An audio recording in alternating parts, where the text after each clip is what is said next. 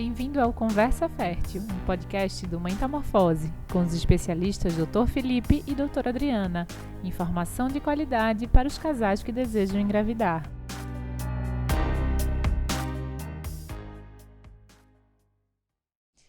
Oi, pessoal, tudo bom? Bom dia para quem nos escuta, para quem nos vê no canal do YouTube. Estamos aqui no 7º episódio do nosso Conversa Fértil. Tudo bom, Adri? Tudo bom, Oi, Dulce. Felipe. Tudo bem, Adriana? Tudo bem, Dulce? Oi, Felipe.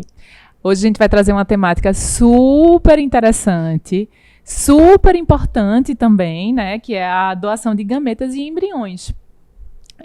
Eu sinceramente tinha pouquíssimo conhecimento, né, sobre essas possibilidades antes de ter o Espaço Metamorfose, antes de conviver com profissionais maravilhosos como vocês. E eu acho que essa possibilidade precisa sim de uma relevância, de uma maior informação, para que os casais que buscam aí uma paternidade e uma maternidade possam entender e até desmitificar, né, posso dizer assim, essa questão da doação de gametas e embriões, né? Eu acho que vocês passam por esse processo, né, de informar quase que do zero a maioria dos casais que vocês atendem e que tem como uma opção também a doação de gametas e embriões. E aí por isso que é importante a gente trazer também para o grande público, né, essa informação. Vamos começar perguntando para Felipe e para Adriana o principal, né, a indicação. Quando é que é indicado tanto para o homem ou para a mulher ou para esse casal essa utilização, essa possibilidade da doação?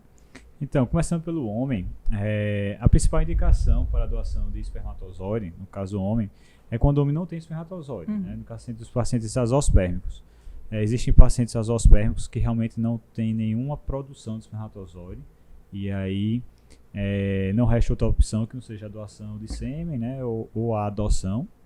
Aí só uma dúvida, a azoospermia você também pode, existe um tipo de azoospermia que você pode buscar o espermatozoide na origem. Existem pacientes azoospermicos que produzem espermatozoide, mas o espermatozoide não sai, esses são mais simples de serem tratados.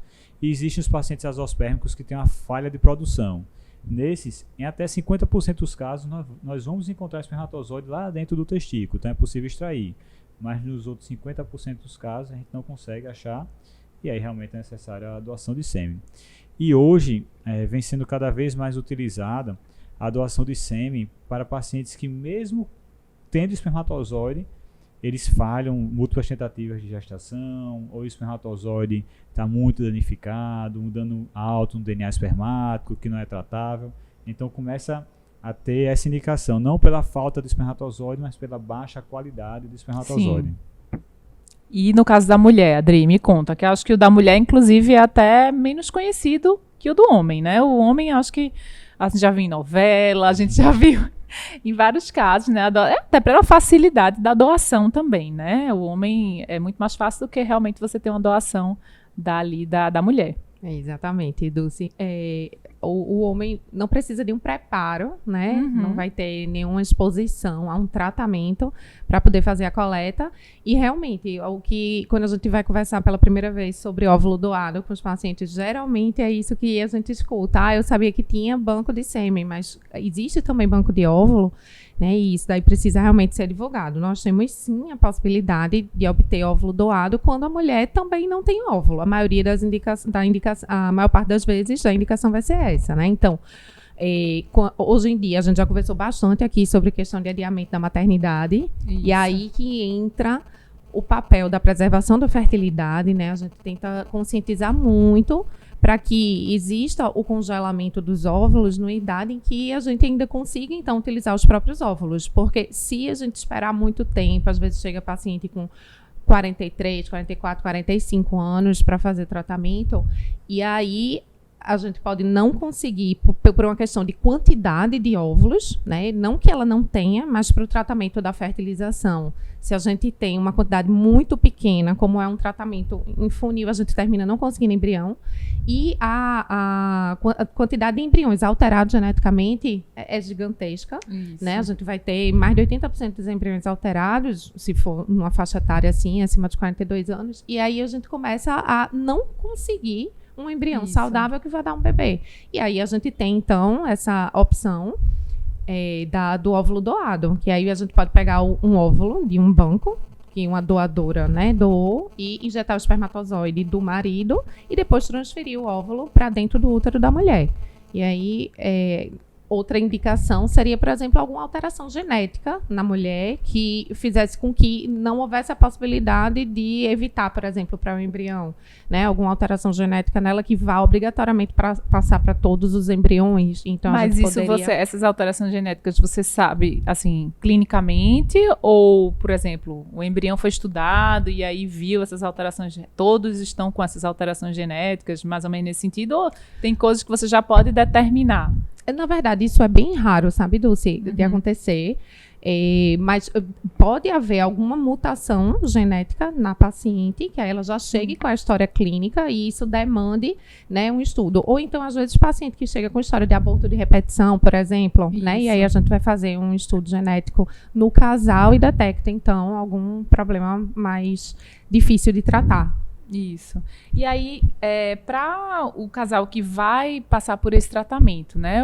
Quais são os processos? Como é que se inicia? Eu entendo também que a indicação depende muito de um caminho que foi trilhado, né? Eu entendo que o caminho a ser trilhado é o conhecimento desse histórico desse casal, talvez uma tentativa, né, dessa gestação natural e depois... E aí a gente chega na doação, é meio que um caminho que já tem um histórico, certo? E aí, quando ele se decide, né, após o conhecimento, qual é o processo que eles precisam passar? Então, quando a gente fala de casais heterossexuais, né, heteroafetivos, geralmente a estrada é mais longa. Né? Então, você precisa ter um diagnóstico prévio. Então, no caso do homem, a gente precisa ter um diagnóstico de azospermia, às vezes precisa ter tentado extrair espermatozoide, não conseguiu, às vezes tentou uma fertilização, não conseguiu. Isso. Na mulher é a mesma coisa, né? Precisa às vezes ter um diagnóstico já prévio, ou ter tentado uma fertilização, não ter conseguido o óvulo, ou ter conseguido o óvulo, o resultado não foi bom. Mas hoje vem crescendo muito uma outra indicação, que é das mulheres que querem ter filhos de forma independente, que é o que a gente chama de produção independente. Esse atualmente é um grupo muito importante de usuários de banco de sêmen, é muito, muito comum mesmo. E os casais homoafetivos, né? Tanto os casais homoafetivos masculinos, que vão precisar da doação de óvulo, como os casais homoafetivos femininos, que vão precisar da doação de espermatozoide. Nesse caso, ele já vem mais, ele já sabe o que é que vai acontecer, entendeu? Então torna-se até mais fácil, porque aquela opção para eles muitas vezes é a única opção, e a opção que eles querem. E entendeu? assim, provavelmente já é um casal que já pesquisou, já tem um histórico, né? Ao contrário do outro casal, que é um casal que você tem que ter, inclusive, muito cuidado e falar, vocês precisam de uma doação de sêmen, uma doação de óvulo. Isso, que eu acho que aí é um tabu, né? Exato. Não deixa de ser um tabu, né? Que é a própria questão filosófica que a gente estava falando um pouquinho antes o filho não é de fato meu, o filho é de uma pessoa que eu não conheço, o filho, né, é o entendimento do que está acontecendo, né, dessa doação. Então, acho que é um pouco mais difícil para os casais heterossexuais, talvez, que precisem. Então, você tem que conversar muito bem, certo? E lembrar que aquilo ali é uma opção, né? Não existe nada obrigatório na medicina reprodutiva. Então é sempre deixar isso claro, isso é uma opção e não existe escolha melhor ou pior, certo ou errada, é a escolha de cada casal, entendeu? Se adequa às necessidades de cada casal, né? E realmente, como o Felipe está dizendo, é muito frequente, inclusive, inicialmente, quando é uma questão de partir para uma ovodoação, mesmo que seja um paciente que a gente diagnosticou uma baixa reserva, com uma probabilidade muito grande de insucesso no tratamento, mesmo assim, 99% das vezes elas preferem primeiro tentar com os próprios óvulos, mesmo sabendo que a chance é de menos de 1%, por exemplo. Isso. Mas prefere tentar primeiro para depois investir nessa tentativa e depois, se não der certo, às vezes espera um pouco, né, amadurece a ideia, porque justamente como não é uma coisa tão divulgada, às vezes é uma informação tão nova que ela nunca pensou a respeito. E aí, às vezes, a paciente volta 6 meses, quase um ano depois, aceitando a ideia, né? E aí a gente parte para o tratamento com a ovodoação. Isso também depende muito de cada pessoa, né? Tem gente que é super prática, que chega e não, se o percentual de chance de gravidez vai ser muito maior com óvulo doado, por exemplo. Isso. Enfim, ou quer canalizar mais custos, porque se for tentar com os próprios óvulos, teriam que fazer vários ciclos de fertilização, provavelmente, por exemplo, né? E num tratamento de ovodoação, a chance, né, de em um tratamento dar certo é muito grande.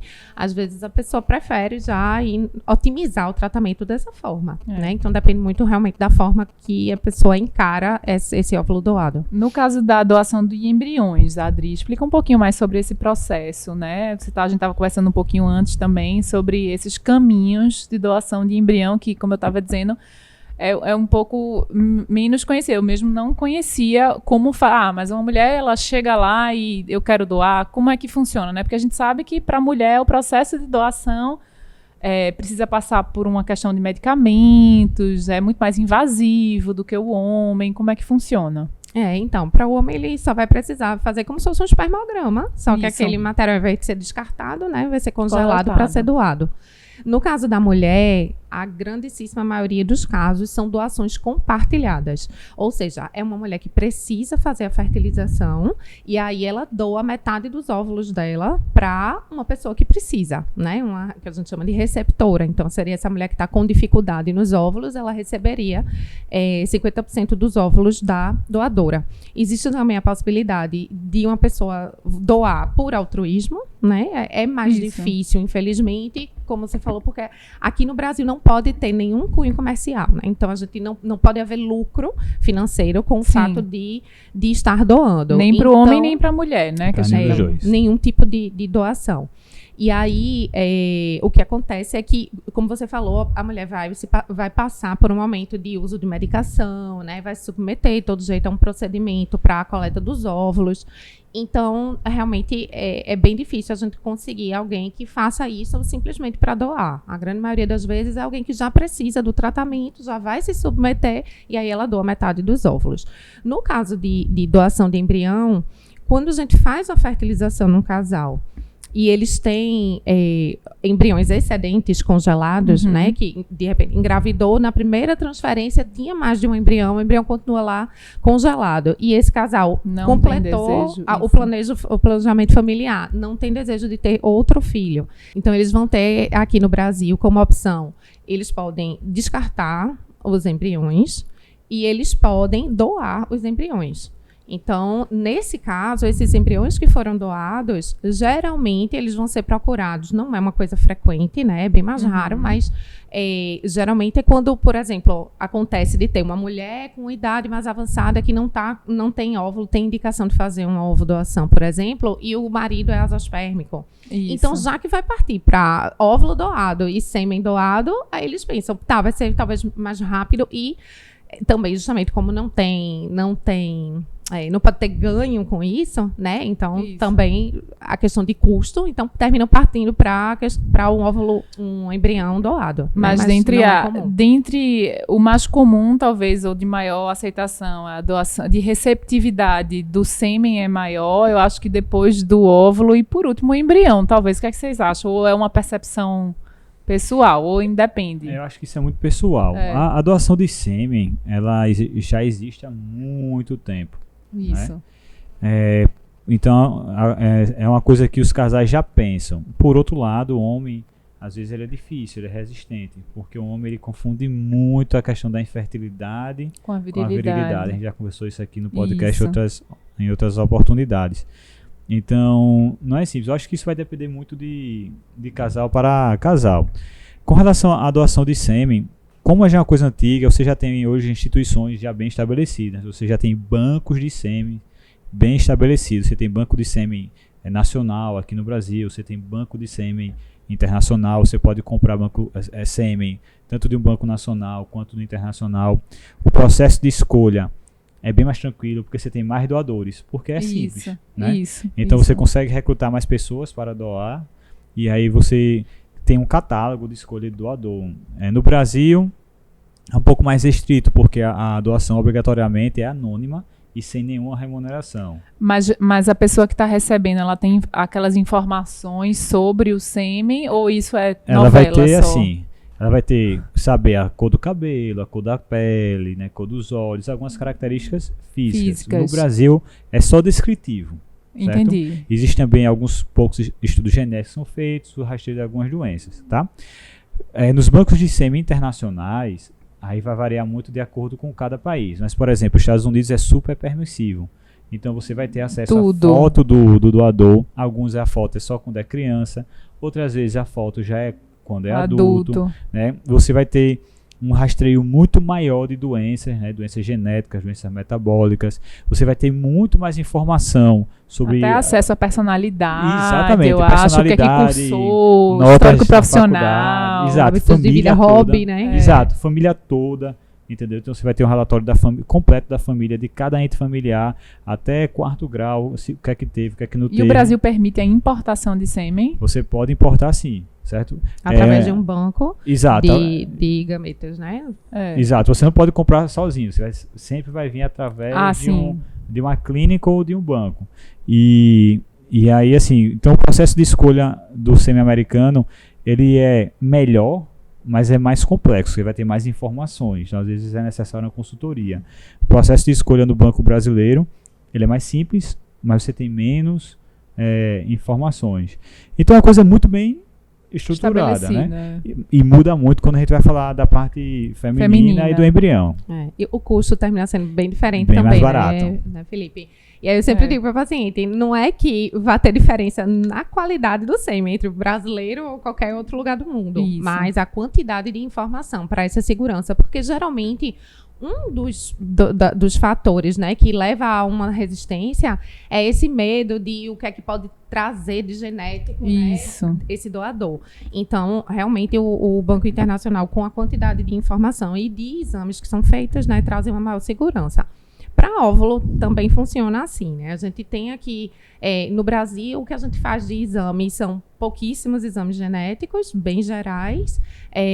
Vamos ter doenças sexualmente transmissíveis também. Fora, né, como por exemplo no IVE da Espanha, né, em Valência, que é o maior centro, a maior referência no mundo em ovodoação, pode ser feito até teste de compatibilidade, né, entre o esposo e o óvulo que está sendo doado, por exemplo, né? Então, eles já fazem um rastreio muito maior e a quantidade de informações também, né? Mas é basicamente nesse sentido, né? Quantidade de informação que a gente tem com relação aos doadores.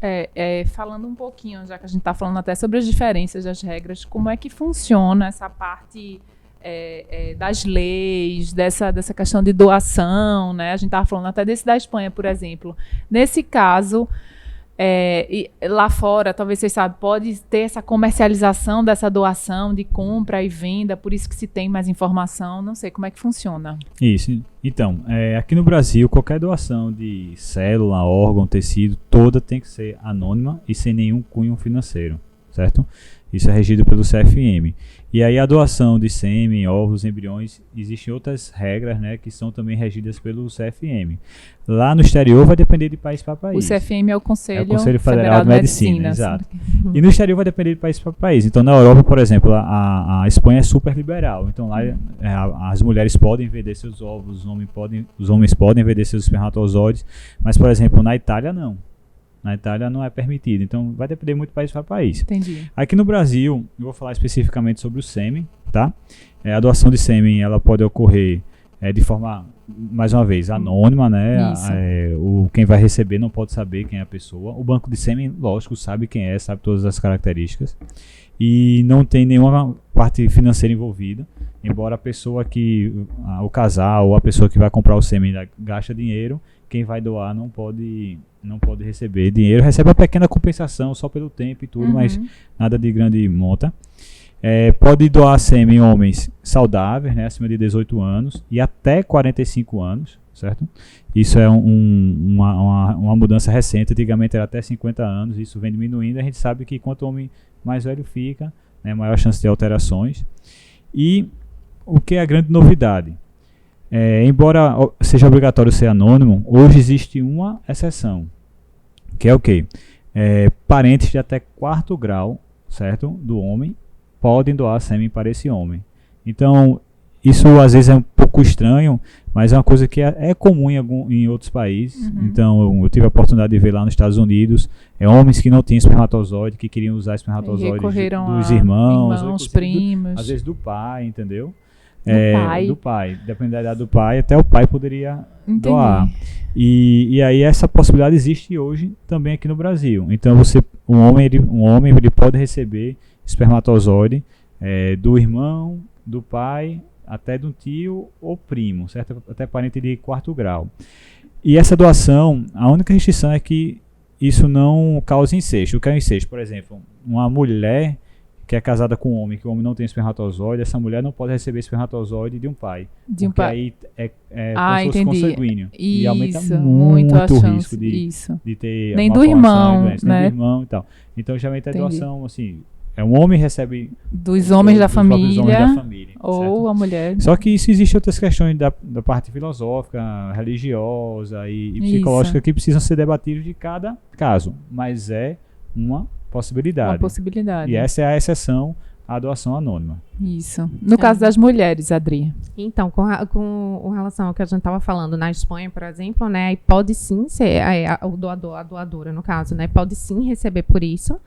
E a grande diferença, na verdade, né, nos locais onde pode e não pode receber, é que aí, então, lá, como pode receber, eles conseguem ter um banco gigantesco, né? Enquanto que aqui foi o que a gente estava comentando, como a mulher vai se submeter a todo um tratamento para doar, então, geralmente, ela não faz isso simplesmente para doar, ela faz porque vai fazer a FIV. E fora não, né? Então, na Espanha tem muito óvulo e os óvulos de meninos muito jovens que estão, por exemplo, fazendo faculdade e aí para uma ajuda de custo para a faculdade, né? Doa e tem limite, mas para doar até 4 vezes, por exemplo, entendeu? Porque fica indo, realmente existe esse hábito lá dessa forma, justamente porque as normas lá são diferentes, né? Com relação às normas da gente, houve modificação, como o Felipe falou, né, esse ano. Antigamente, para ser doadora, era necessário que se tivesse, no máximo, até 35 anos. Agora, é possível, até os 37, ser doadora. A doação, ela tem que ser anônima também, mas com essa mesma exceção que o Felipe falou. Agora, é possível, parentes de até 4º grau, também da mesma forma, tem que ser do lado da própria mulher, porque senão seria, por exemplo, o óvulo da irmã com o espermatozoide do irmão, é consanguinidade, né? Então, tem que vir uma mulher do lado dela, que seja parente até 4º grau, que não implique em consanguinidade, e aí a gente continua tendo essa possibilidade de ser compartilhada ou não compartilhada, porque houve um período, acho que em 2015, que houve uma restrição com relação a isso e passou uma época que o CFM só estava deixando de fazer doação compartilhada, mas voltou a poder já desde 2017 e a gente está podendo fazer doação mesmo não compartilhada. E aí, em relação ao sigilo, é sempre a clínica ou o banco de sêmen ou de óvulos que mantém? Isso. E aí, será que se o pessoal pedir entrar na justiça depois, mais tarde, não consegue saber? Tipo assim, eu quero saber quem é meu pai e minha mãe de verdade, descobriu. Aqui no Brasil não, só se houver uma mudança de legislação.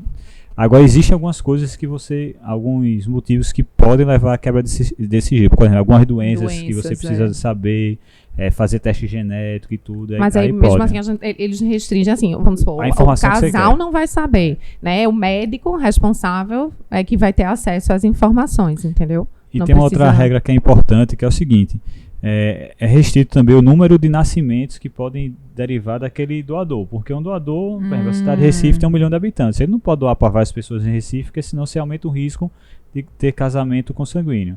Então, em uma região de 1 milhão de habitantes, um doador ou uma doadora pode ter no máximo o nascimento de duas pessoas, né, de sexos diferentes daquele doador. Então é obrigatório haver um registro de quem foi o doador com relação ao nascimento da criança. E a não ser, por exemplo, uma família quer usar o mesmo doador por 5 filhos. Isso pode, porque são irmãos, então já não vai ter o risco de consanguinidade. Calma, não entendi. Uma família, vamos lá. É porque é complexo isso. Existe um casal onde o homem não tem espermatozoide, certo? E aí ele pegou uma doação de sêmen e conseguiu ter um filho e quer ter outro, certo? Ele pode continuar usando o sêmen do mesmo doador, certo? Para serem irmãos de pai. De forma ilimitada, né? Assim, porque assim, é da mesma família, então não tem o risco de consanguinidade. Entendi. O que essa lei quer evitar é justamente isso, é você ter pessoas que têm a mesma origem genética de estarem tendo filhos juntos, que aí tem um risco de consanguinidade, uma coisa muito grave. Entendeu? Então assim, é bem regulamentado mesmo. Entendeu? Não é, às vezes a pessoa pensa, eu quero arrumar um doador, posso pegar fulaninho para ser meu doador? Não é assim. Não pode, É totalmente anônimo, é um negócio bem regulamentado. O Felipe falou isso agora, é uma dúvida geralmente das pacientes, né? Quando elas chegam, que querem um banco, por exemplo, por uma produção independente, ou então um casal homoafetivo, e aí eles perguntam, eu tenho uma pessoa, eu conheço uma pessoa, um amigo meu que disse que doaria para mim. Pode, mas aí o nome dele vai entrar no registro da criança. Eles podem ter uma combinação entre eles. Vai ser o pai, né? Ele não vai ficar, enfim, né? Não vai exercer a função de pai. Mas no registro da criança, se é conhecido, ele vai ter que... Ele assina os documentos também de tratamento e tudo. Se for para ser exclusivamente no nome só da mulher, tem que ser anônimo. Em regra geral, eu acho que existe uma preferência mais por banco, né? Ou Isso. muita gente opta por... Muita gente chega com esse desejo e quando a gente comenta, explica, né? Como é que ocorreria, aí geralmente eles optam por fazer através de banco anônimo mesmo. Até porque o banco, principalmente os bancos internacionais, dão tanta informação que você se sente seguro. Entendeu? Talvez eles façam um estudo, né, de tudo já, muita eu acho coisa. Que é mais... Não é 100%, porque não existe estudo 100%, não existe, tá? Mas assim, são muitas informações, é muito interessante. É tanta informação que, como eu disse, às vezes é necessário inclusive uma consultoria, porque o casal, ou a pessoa, né, a mulher no caso, ela vai escolher, ou eles vão escolher baseado nas características físicas, mas tem todo o restante, né? Tem a questão genética, a questão familiar, que tudo isso tem que ser avaliado. E o Banco de Sêmen Internacional permite essa avaliação. O nacional, as informações, como eu disse, são mais restritas. Mas eu acredito que acho que precisa ser mais desenvolvida e falada muito mais a parte feminina, né? Porque eu não sei se é uma percepção minha, mas eu acho que talvez seja mais corriqueiro problemas com o lado feminino ou não. Olha, eu sendo preconceituosa. A ideia geral. A ideia geral, né? A gente que se culpa sempre de tudo. Não, como eu falei no começo, assim, vem sendo cada vez mais frequente ao longo do tempo, pelo fato de estarmos adiando muito a maternidade. Isso. Mas, comparando com a utilização de banco de sêmen, é similar. De jeito nenhum. Similar ou se usa mais banco, né? Usa-se muito banco. Banco de sêmen é disparado mais comum. Mais comum. E de maior aceitação, né? Eu acho que o que falta de fato talvez é a informação mesmo. Com relação à aceitação, assim, o que eu vejo no dia a dia é que varia completamente. Não tem como você dizer um percentual, assim, porque é muito da cabeça do casal, sabe? Eu já vi, inclusive um casal que eu acompanhei junto com o Felipe, eu não sei se ele vai lembrar disso, mas eu lembro assim que eu achei lindo, porque o marido chegou no dia da consulta, quando a gente falou sobre banco, aí ele era azoospermico, existia a possibilidade de fazer a microdissecção, né, que seria essa extração dos espermatozoides, caso tivesse, com 50% de chance de ter, inclusive ele já tinha tido um filho antes de outro relacionamento. E aí, mas assim, geralmente quando isso acontece, a gente conversa com o casal sobre se eles querem também já deixar espermatozoides de banco reservados para caso não tenha espermatozoide do esposo, a gente já pegar aqueles óvulos a fresco e já injetar então com banco. Porque influencia o tempo disso, né? Por exemplo, o tempo que vai esperar... Influencia a questão de você congelar o óvulo, depois ter que descongelar para poder utilizar o sêmen. Então, acaba sendo um procedimento a mais, com risco de perda de alguns óvulos, né, no descongelamento e questão de custo também. Isso. E aí, eu me lembro que ela é quem estava super na dúvida se aceitava, se não aceitava. Isso. E ele virou e disse, veja só, eu tenho um problema na minha vista, eu tenho ceratocone, e um dia eu vou precisar de um transplante. E para mim, ter um transplante, por exemplo, de córnea, e ter um espermatozoide doado, para mim é uma córnea doada, um espermatozoide doado, e para mim vai ser meu filho, do mesmo jeito que meu olho vai ser meu olho, entendeu? Eu achei isso muito lindo, e assim, uma forma muito linda de se encarar. Mas tem tem casais que vão achar importante essa origem genética, né? Essa questão de transmitir. Então, eles refletem muito sobre isso, e aí às vezes até dizem, se for para eu pegar um óvulo doado, então eu posso adotar uma criança, por exemplo, entendeu? Existem algumas diferenças que aí a gente explica, né? Por exemplo, quando você adota uma criança, na verdade a criança nasceu registrada de outra pessoa, né? Existe uma possibilidade dessa questão de quebra de sigilo se houver alguma necessidade, né? É importante também que se fale da epigenética, porque a gente sabe que o fato de gestar, você modifica o DNA da criança. É verdade. Isso. Então, assim, não que a criança vá carregar a sua história genética de doença familiar, por exemplo. Isso não. Porque minha mãe teve câncer, então meu filho, porque eu gestei, ele... Não, né? Ele vai trazer essa carga de doenças, tanto é como o Felipe estava comentando sobre essa consultoria, justamente para a transmissão de doenças hereditárias. Mas a gente sabe que existe modificação desse DNA de acordo com a alimentação, a prática, os hábitos de vida da mulher, modifica o DNA. Isso vai fazer com que seja uma criança mais ou menos saudável no futuro. Então, é diferente, né? E também depende muito do que cada um quer para si. Tem gente que faz, não, eu quero ter um filho. Isso. Se esse filho vem com o meu óvulo, se ele veio da minha barriga, ou se eu adotei, não importa. Tem gente que faz. Eu tenho, junto com o sonho de ter um filho, o sonho de já estar. Eu tenho o desejo de ter o bebê crescendo na minha barriga, conhecer esse sentimento de ter, de gerar, né? Então, a escolha, ela termina indo pelo valor do casal, o que é para você ser mãe, né? É ter o material genético também é importante, isso não é importante, mas já está importante, ou o que interessa é um bebezinho em casa. E aí a decisão termina vindo a partir da reflexão disso daí, né? E eu acho que é uma temática que exige muito desse cuidado emocional de vocês que trabalham, né, com isso, não simplesmente expor ali essa possibilidade, essa explicação e ponto, né? Eu acho que precisa, sim, ter esse olhar de cuidado, quiçá uma avaliação psicológica, né, para saber, porque a gente pode ter aquele momento ali no consultório, mas como é que essa pessoa, esse casal vai ficar em casa com essa decisão, né? Vocês visualizarem isso se precisa desse apoio. Exato. Existem vários pontos que a gente tem que é necessário conversar com o casal. Tanto o momento onde você vai expor essa possibilidade tem que ser muito bem trabalhado, né? Como também o caminho pelo qual, se o casal optar por escolher qual é o caminho. E além disso, a parte futura, porque existem várias outras questões que depois eu devo dizer ao meu filho, à minha filha que foi doado alguma coisa ou não, eu devo dizer a alguém ou não, assim, qual é o relacionamento que eu tenho, aqui no Brasil não, que é totalmente anônimo, mas nos Estados Unidos existe um movimento muito grande para doação não anônima. E aí, até que ponto eu vou querer que meu filho tenha contato com esse doador ou não? Então, assim, existem muitas coisas que precisam ser muito bem trabalhadas. Pensadas, porque existe muita fantasia ao redor disso, existe muito mito, né, muito medo, muito desconhecimento. Então é preciso ser bem trabalhado. Como eu falei, né? A gente começa a falar sobre essa temática, você imagina um cenário de novela, um roteiro de filme, mas na verdade a gente precisa visualizar isso como... Isso daí é todo dia que a gente todo tem, dia, né? uma prática comum. E faz parte da vida de muitas pessoas e precisa ser encarado, né, com seriedade. E assim, uma coisa que eu realmente, assim, quando a gente precisa indicar alvo doação, uma coisa não quiçá, eu sempre peço para ir para uma avaliação psicológica. Isso.